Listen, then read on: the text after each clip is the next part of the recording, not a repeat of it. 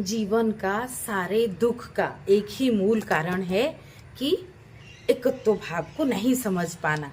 तो इसको समझ पाने का क्या उपाय है कि हम उसी की अभिव्यक्ति है। इसको रटना और समझना गहराई से दोनों में फर्क है। रटे हुए तो हम सब कुछ जानते हैं, रटे हुए है तो है वसुधैव कुटुंबकम, फिर इतना युद्ध क्यों हो रहा है, तो यह है।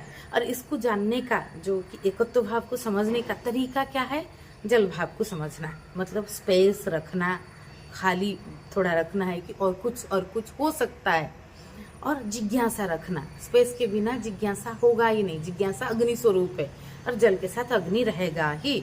लोग जिज्ञासा नहीं रखते, ज्यादातर जो भी पूछते हैं, जो भी बोलते हैं, बस जताने को ज्यादातर, नहीं तो और उसी में कट्टरवाद दिख जाता है।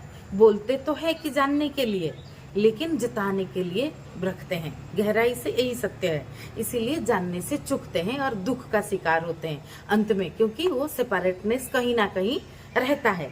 तो स्पेस रखना और ग्रहणशीलता रखना और जिज्ञासा रखना और कड़ी जोड़ के समझते जाना। इसके बाद जो जो कड़ी आया उसको खोलते जाओ। साहस चाहिए, साहस सही दिशा में जिसके जीवन में है वो पात्र है। बाकी कुछ पात्रता का और कुछ पैमाना नहीं है कि आप में कि बहुत ज्ञान होना चाहिए, बहुत कुछ रटना चाहिए, आप शास्त्र पुराण और बहुत बहुत चीज़ों को, बहुत बहुत किताब से लेकर सब बहुत ट्रैवल करो, ये करो, ये सब माध्यम है, ये सब करना चाहिए।